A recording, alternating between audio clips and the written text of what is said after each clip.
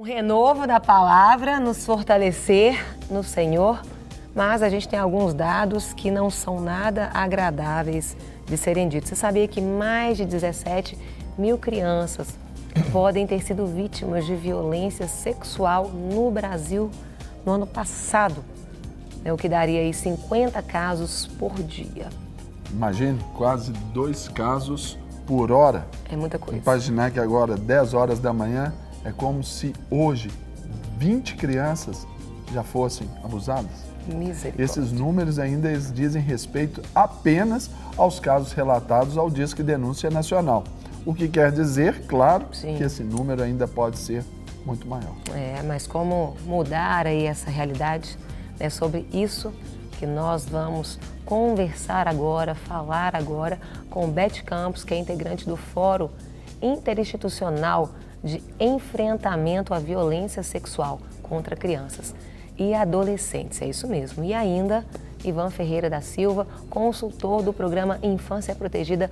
Muito bom dia, sejam muito bem-vindos. Bom dia, que Beth, bom tê-los dia, aqui, para conversar. Que triste ter esses dados, tão altos e tão marcantes, mas que bom ter vocês aqui, para nos orientar, com relação a como lidar, como fazer. Eu queria começar perguntando como a gente configuraria a violência sexual contra a criança. O que já seria a configuração dessa violência? Bom, não precisa ser necessariamente um ato físico. Qualquer ato libidinoso em que uma pessoa maior do que o autor, geralmente... Maior de idade. É uma pessoa que tem uma idade incompatível com uma idade tanto mental quanto física, que é incompatível com qualquer ato com uma criança, com um ser que ainda está em desenvolvimento. Você tem crianças pequenas, bebês, que são vítimas de abuso sexual. E não precisa ser necessariamente um ato de penetração, um ato físico concreto. Qualquer ato libidinoso que essa pessoa desfruta de um prazer em relação àquele ser pequeno, indefeso, em desenvolvimento, é considerado um Pode ser um tocar. Verbal. O tocar pode ser, inclusive, expor uma criança ou um menor de idade a ver atos libidinosos de outras pessoas. Entendi. Expor a parte do corpo dele mesmo para uma criança. Entendi. Induzir uma pessoa que não tem ainda um desenvolvimento sexual, uma capacidade de compreender aquele ato, dando prazer àquela outra pessoa. E se o outro for menor de idade também? Se ele tiver uns 14 anos, 13 anos, também se configuraria? E como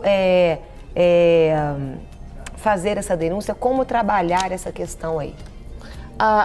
O abuso, o estupro de vulnerável é aquele ato sexual cometido com qualquer pessoa menor de 14 anos. O menor de 14 anos, na nossa legislação, não tem capacidade de consentir o ato sexual. Então, se os dois forem menores também, você entra numa situação que tem uma confusão legal, que vai ser o juiz que vai ter que, se dois adolescentes de 13 anos tem um ato libidinoso ou ato sexual, na realidade todos dois tá tendo ali, segundo a nossa legislação, estupro mútuo. Agora, Ivan, vou colocar aqui um pouquinho nessa conversa também, Beth? Dentro dessa configuração, quando a gente traz um número desse, já é extremamente assustador, o que daria aí 50 casos por dia, mais de 2 por hora. O que está sendo feito? Qual a maior arma no seu entendimento? Qual a maior linha de ação, a maior ação para combater esse tipo de violência contra as nossas crianças? Bom, Serginho, primeiro queria dar um bom dia para você, para a Carol, telespectador, que bom estar aqui novamente com vocês. Realmente, nós cada vez mais vimos a gravidade dessa situação. Muitas ações estão acontecendo no sentido de trazer conscientização, orientação, seja através de campanhas, a informação, orientação. Agora, é preciso que nós pensemos ainda mais em propostas de prevenção. Nós precisamos realmente avançar em propostas de prevenção que alcance escola, que alcance as organizações sociais que trabalham com crianças e adolescentes, que alcance a igreja, que alcance a família. Ou seja, além da conscientização, nós precisamos também trabalhar um pouco a mudar a forma de pensar. Além de orientar, mas nós precisamos trabalhar a nossa mentalidade, porque muitas situações de abuso e violência, claro que nós estamos falando aqui especificamente da violência sexual, mas também, quando considerado outros tipos de violência, estão impregnadas na cultura. Então, nós precisamos mudar a nossa forma de pensar e aspectos da cultura, que esses aspectos lançam bases para que a violência aconteça. Por exemplo, nós temos uma cultura muito erotizada que demonstra que o corpo ele é um objeto, o corpo é uma mercadoria. Se eu não mudo essa forma de pensar, as crianças estão expostas, e cada vez mais, crianças e adolescentes cada vez mais vulneráveis, porque não conseguem se proteger, valorizar e cuidar melhor do corpo dentro de uma perspectiva saudável. É algo que eu fico, às vezes a gente fica assustado, como lidar, quais, não, na verdade eu queria saber se hoje os casos que vocês têm atendido, quais os tipos de abusos são os mais comuns e qual tem sido essa faixa etária, das crianças que têm sido abusadas, para a gente ter uma noção de o que está acontecendo. Bom, vou falar um pouquinho, depois deixar a Beth complementar também, Beth. 4 a 11 anos, até quando nós analisamos os dados de 100, é um número onde tem concentrado a maior quantidade de denúncias. Então percebe que é uma faixa etária muito vulnerável. Pensar uma criança de 4 anos, no que pese que não se tem idade para que a violência aconteça, mas 4 a 11 anos, por exemplo.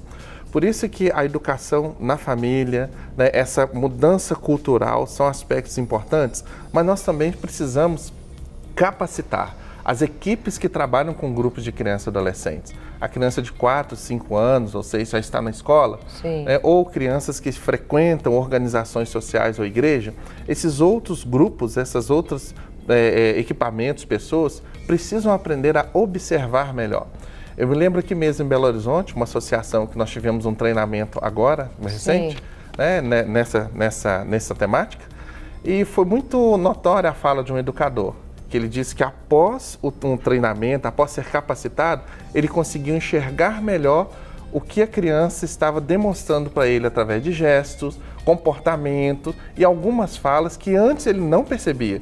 E ele conseguiu, através disso, detectar algumas situações de risco que essa criança estava exposta. Então falta esse preparo, essa capacitação aí.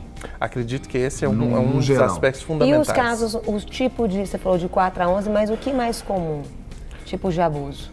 É tão diversificado. Hoje nós temos situação de acesso à pornografia, nós temos casos a Beth mesmo colocou aqui, de abuso sexual mesmo de crianças pequenas. Nós temos casos de incesto acontecendo dentro do contexto familiar. É tão diversificado que é difícil falar assim mais um tipo ou outro tipo de violência especificamente. Quando você fala o incesto, você está tratando só da relação, porque às vezes as pessoas limitam. Só irmão com irmão, um quando cuida do outro, ou já fala também, por exemplo, a questão de padrasto, enteada, também essa linha toda. Num primeiro momento a gente fala da relação consanguínea, mas dentro de um conceito de família, onde, por exemplo, um padrasto assume a função paterna, isso também é considerado um incesto, dentro, inclusive, daquele papel que é exercido por essa figura, essa pessoa que assume essa figura também. Porque às vezes as pessoas pegam alguns significados e excluem algumas questões, Então aí tem que deixar bem claro que é toda essa relação. Claro, toda essa relação. É toda a família que tem um dever de proteção. Então, um padrasto, ele assumiu ali o lugar do pai, E quem tem o dever de proteção, ele comete, quando ele vai a vias de fato, perpetrando um ato sexual contra algum dos seus protegidos, ele tem uma pena, inclusive, maior. porque aumenta aí de 1/3 a pena dele, porque ele está naquele lugar de proteção, relação, né, inclusive porque a maior parte dos casos acontecem com pessoas que estão ali, sobretudo quando é um bebê, uma criança pequena, é alguém que está na função do cuidado é que coloca essa criança nessa situação de vulnerabilidade, porque um bebê ele não tem como sair de casa sozinho. Sim. E se expor a uma situação como essa. E nem fazer acesso a computadores, etc. Exatamente. E existem vários casos que são crianças pequenininhas, né? Até 3 anos de idade. O pedófilo, né, ele geralmente ele ataca a crianças até quando ela entra na puberdade, a partir dos 12 anos, ele perde o interesse por ela e vai atacar uma criança menor, porque ele gosta de crianças, do menor impúbere, antes dele entrar na puberdade. Sim. E o que a senhora tem visto, com a mesma pergunta que eu fiz para o Ivan, com relação à faixa etária e aos maiores questões de abusos, maiores problemas? Eu falo porque a gente está aqui despertando, né, muitas mães, as famílias que nos assistem agora de manhã. Então, às vezes tem coisas que a gente fala assim, não, isso aí é só na casa dos outros, não pode acontecer na minha. E às vezes sua família pode estar sendo vítima disso. Muitas vezes esse tipo de abuso ele começa quando a criança ainda é bem pequenininha, porque, como eu disse, o pedófilo ele tem atração por criança. Então, e nem sempre, como eu disse no início, vai acontecer ali um ato que seja caracterizado como, ou visto, visível. Sim. A pessoa pode estar ali só passando a mão, ela vai tendo, sem tocar, sem deixar marca física, que você possa fazer um corpo de delito e constatar que aquela criança foi vítima. É só um abuso visual ali, né? A gente pode falar. É o mesmo, ele pode estar passando a mão e a criança pode não estar sentindo dor com aquele ato, mas ela está sendo acariciada de uma forma inadequada para a idade dela. Ela está sendo estimulada a sexualidade que não pertence ainda à cognição, à capacidade dela de compreender aquele ato. E ela vai sendo ali abusada continuamente, até que, por exemplo, ela tenha 10, 11 anos de idade, no caso de uma menina, e que tenha uma penetração mesmo, e que ela engaravide. Aí é que a mãe vai perceber que o padrasto, ou o pai, ou o tio, ou alguém ali da família já estava praticando atos sexuais com essa criança há muito tempo. Então, isso é um abuso que a gente... casos assim. Que a gente chama do abuso crônico, enquanto que aquele agudo é aquele que aconteceu num determinado momento e que você pode levar para o hospital e fazer toda a profilaxia para doença sexualmente transmissível. Mas a maior parte é esse aí, né, Ivan? É esse que... Continuado. Que ele vai... Dura anos. Anos, e que às vezes a mãe não percebe. Sim. Ou às vezes a mãe é conivente também, né? E por começar muito cedo, o que acontece? Essa criança, ela não consegue muitas vezes distinguir e fazer essa distinção. Olha, esse é um carinho, é uma pessoa que gosta de mim, que está fazendo um carinho, ou não. O que é isso? Eu não me sinto bem quando eu estou perto de tal pessoa. Eu não me sinto bem quando ela me toca assim, ou me dá um abraço de um determinado jeito. Mas a criança fica confusa. Sim. E essa também é uma estratégia do agressor. Fazer com que a criança realmente fique confusa. Olha. Exatamente para que ela não perceba. Culpada. Exatamente, ela pode se sentir culpada. Ela é partícipe. Ele fala para ela, mas você gosta. O tio te dá bala, o tio te leva para não sei o quê, para fazer algumas coisas. Então, nem sempre, né, Ivan, esse abusador é aquele monstro que a gente imagina. Sim, é uma pessoa normal do convívio da criança, e essa é a parte mais grave, porque é muito difícil de você constatar e provar, porque só quando tem um ato mais... E pode acontecer também, a gente já teve até testemunhos aqui, né, Serginho, no programa, vou lembrar aqui, você vai trazer a memória também. Às vezes a criança ela foi abusada E ela não tinha essa noção e ela começou a abusar de outras. Exatamente. Porque é uma questão retroalimentar, né? Ela não tinha ciclo, noção que aquilo era um abuso sexual. Sim. Né? E aí ela começou a praticar, repetir aquilo. Porque para ela é um comportamento adquirido. Essa interação que aconteceu com ela, que ela não identifica como uma interação abusiva, ela repete esse comportamento. Até mesmo porque se para ela foi algo que ela se sentiu bem, ela fazendo com outra criança, ela quer fazer com que aquela criança sinta tão bem quanto ela. Então ela repete o comportamento que ela adquiriu, mas sem ter essa compreensão.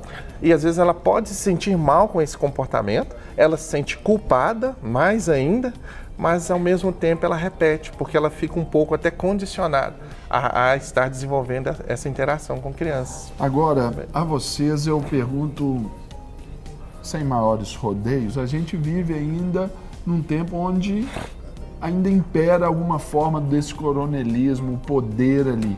E a gente sabe que o comércio, o mercado pornográfico, ele é muito forte e muito rico. Hoje, o Brasil se apronta, o Brasil se prepara para enfrentar, né, esses poderosos, porque há dias passados nós vimos aí um senhor envolvido, assim, de alta patente nas Forças Armadas e ali Um bebê de 2 anos. anunciado como um abusador de crianças. Hoje o Brasil se apronta para esse enfrentamento, o Brasil está se preparando, nós vamos chegar lá. A visão de vocês por essa educação, os cursos que vêm, essas campanhas, essas divulgações, as ações públicas, estamos no caminho correto? Bom, eu acredito que já há muito tempo o Brasil tem tem trabalhado esse tema, né, tem buscado alternativas, construído políticas públicas, é claro, em processo ainda, né, de avanço e com ainda necessidades de melhoria. Mas eu acredito que a gente precisa trabalhar dois elementos importantes. Fortalecer a família e a comunidade. Eu acredito que por mais que nós tenhamos uma estrutura, vamos pensar as políticas públicas como essa estrutura externa, nós precisamos fortalecer as estruturas internas mais próximas da criança. Ou seja, uma educação para a família que envolve com questão de comportamentos. Vou dar um exemplo. Quando a mãe ou o pai desde cedo acostuma a criança com um selinho, um beijinho na boca. Até que ponto isso pode levar uma mensagem para a criança que isso é tão natural que eu posso fazer fora de casa. E falo família eu cristã. posso fazer com outros. Porque mamãe e papai faz comigo em casa. Então, é um comportamento natural, que pelo menos essa é a mensagem que passa para a criança. Você falou anteriormente sobre um comportamento adquirido e a gente tem que trabalhar com o comportamento desenvolvido, Sim. que aí é um processo mais natural. Eu tenho uma experiência, quando eu fui capelão de um colégio, há alguns anos atrás, um menino, por ter esse tipo de comportamento em casa, selinho na mãe, selinho no pai, selinho na irmã e tal, o menino, eles se trocavam, eles usavam o banheiro, assim, porta aberta, tudo normal. Um dia um menino na sala de aula, porque ele sairia da escola e ele iria para o seu futebol, para a sua escolinha, no meio da sala, ele tirou a calça lá, ficou só de cueca, pegou o calção da escolinha de futebol, colocou. As meninas, na hora que a gente foi ver esse comportamento natural dele, que é anormal, refletiu o quê? A casa. E não adianta falar para a criança, isso aqui é só aqui em casa, lá no, ela não tem essa noção. E porque criança às vezes pensa muito rápido, né? Então, é só aqui em casa, mas de repente, em algum momento lá no banheiro da escola, eu faço. Eu tô com pressa, eu preciso resolver isso aqui, eu tenho que sair correndo.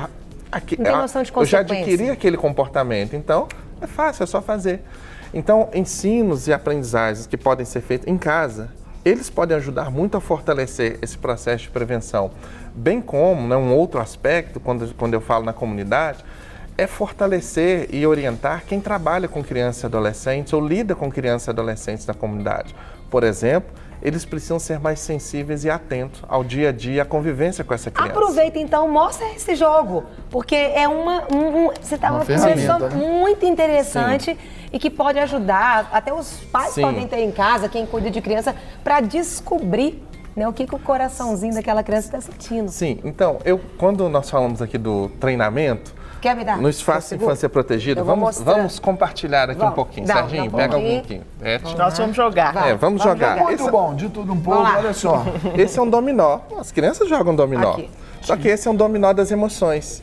Então, num treinamento, né, dentre muitas outras aprendizagens, o educador, ou o pai, a mãe, vai aprender a ajudar a criança a desenvolver as emoções. Então, por Sim. exemplo, vamos jogar aqui.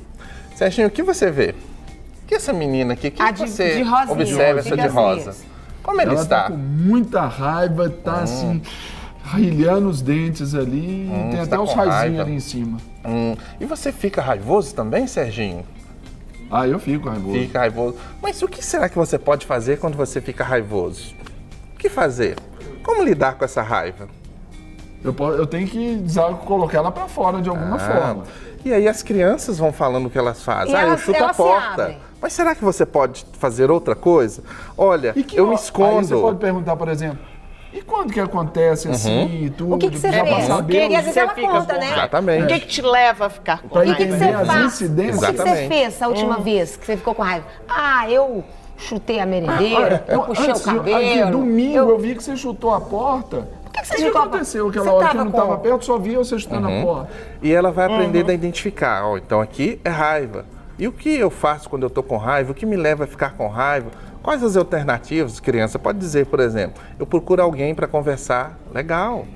Ah, eu procuro minha mãe, eu procuro meu pai, eu converso com meu professor, eu conto até 10. E assim com outros sentimentos também, que E aí vocês ele estão vai vendo ligando, aqui. aí o que que eu ligo nele? Aí eu ligo um outro com raiva? Aí a gente pode ligar no outro com raiva, ou nessa outra aqui. O que será que ele está sentindo? Qual? A de verde? A de verde, Eu por vejo ela exemplo. meio envergonhada, assim, meio tensa. Às vezes Questionando, tímido, né? Questionando. Será Tímido que, ou isso, com medo. será que isso tá certo, né? Será que isso que eu estou fazendo ou que estão fazendo comigo tá certo? E partindo do que a criança vê, ela diz, eu estou com vergonha, ela está Olha, deixa eu vi vermelha. alguma coisa que eu fiquei assim. Exatamente. O que será que faz com que Aí você pode perguntar, você a tem criança vergonha? fique assim? Tem. Você Qual tem é o vergonha de momento que te quê? deixa assim? Pode? Assim? Pode. A Tem, gente brigando. tem todo um Vou pegar esse processo. negócio, vou levar, vou brincar, vou pegar É uma minha sobrinha, vou terapia, brincar com ela. né? É um jogo terapêutico. É um né? processo de ensino e aprendizagem, onde aqui a Sim. criança ela identifica sensações, sentimentos, emoções e ela vai aprendendo a lidar. E ela se identifica. Quando eu fico triste, né? Nós temos aqui, por exemplo, a de azul, que ela está Pois triste. é, eu tava olhando exatamente aqui. Eu tô com duas dessas daqui, ó. Mostra O que o te seu faz aí chorar? também, Serginho. Esse outro, também azul. Esse. Tá com dúvida, né? Tem uma interrogação. Como que você faz para buscar as respostas quando você está com dúvida? A gente vai perguntando ali para a criança Serginho. entender. E a criança desenvolve o que nós chamamos de fatores de proteção. Então a própria criança se fortalece porque ela vai aprendendo alternativas para lidar. Em algum momento, se ela estiver assim, tendo essa sensação, ela agora, com um grupo, esse é um Hoje- jogo que se joga em grupo, Seria como ela que criar desenvolve esses fatores. anticorpos para ela lidar com essa É um antivírus. doença? É um Eu fico antivírus? pensando também que é uma Antivírus. qualidade de tempo. Imagina o pai que brinca com esse jogo com a sua criança. Ele vai saber os sentimentos que ela teve na escolinha, ele vai conseguir percebê-la e a qualidade de tempo Sim. que ele vai estar ali com ela. Eu Olha quero. Que é como interação, né? Isso. É outro tipo E ele de vai falar dele interação. também. Sim. Ele vai compartilhar. Nós Dá podemos a brincar de oportunidade mímica. à criança perguntar. Olha ali, tem um pra- outro também, Tem mímica brincar de também, mímica. né? Então, com plaquinhas, né? Onde a gente trabalha o sentimento, tristeza, medo, muito similar Carol, ao dominó. representa aí a tristeza. mas O assunto é sério, mas Tristeza. tristeza, Carol Mal. Agora, medo. Você fica aí, né? Os caras choram e vocês, ó, o que vai vir? Mas, Ivan, hoje você nos Interessante. traz esse material aqui, vocês nos Lindo. apresentam isso aqui, que, por exemplo, para um educador, um pedagogo, uma pedagoga, uma professora, uma líder de classe infantil, um líder de um ministério infantil, que já estão, de uma forma ou de outra, um papai e uma mamãe que já lidam com o processo educacional ali das crianças, isso aí tira de letra. Mas precisa ser trabalhado, precisa ser orientado. Caso. Como que passa a ter esse acesso, de que forma a esse material? Então, o Infância Protegida desenvolve o curso, a oficina, e como você disse, nós estamos falando de um assunto difícil, mas o nosso lema e o nome da oficina é Brincando, nos fortalecemos para enfrentar situações difíceis. Lindo. Ou seja, eu posso trabalhar a prevenção à violência, não falando especificamente do tema violência, do abuso, trazendo um peso. Eu posso desenvolver estratégias de proteção e fatores de fortalecimento. Fica mais leve e de forma lúdica. Então, o Espaço Infância Protegida, ele desenvolve essa oficina. Nós teremos uma próxima agora no dia 1, 2 e 3 de dezembro. E Qualquer essa pessoa oficina pode participar? pode participar. Em especial, quem trabalha no cotidiano com grupos de crianças e adolescentes. Porque a nossa ideia é que essa metodologia chegue até a criança e o adolescente. E essa metodologia é do programa Claves. Foi idealizado pela Juventude para Cristo Brasil. Né? O telespectador pode acessar o site www.clavesbrasil.org, vai ter maiores informações sobre o programa. Hoje nós somos mais de 20 consultores pelo Brasil, né? A oficina pode chegar em qualquer parte do Brasil, é só fazer contato conosco. E acreditamos que é uma forma eficaz de trabalhar a prevenção à violência contra a criança e adolescente. Gente, a gente ficaria com vocês a manhã inteira. Eu gostei desse papo, apesar de ser...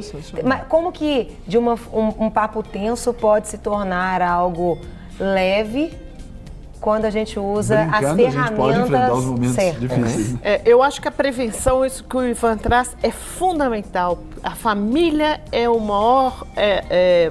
que tem o maior potencial para proteger e o dever de proteção. Agora, acho também muito importante nós pensarmos nesse abusador, nessa pessoa que precisa de ajuda que provavelmente sofreu isso na infância dela e tem isso como referência e que precisa ser cuidada, precisa passar por tratamentos para não perpetrar mais esse abuso. Com certeza, precisa ser cuidado também, preciso ter essa quebra aí, né, Beth? Exatamente. Queridos, para receber todas as novidades do canal, inscreva-se e se curtir o vídeo, clique em gostei. Aproveite para acompanhar a Rede Super nas redes sociais.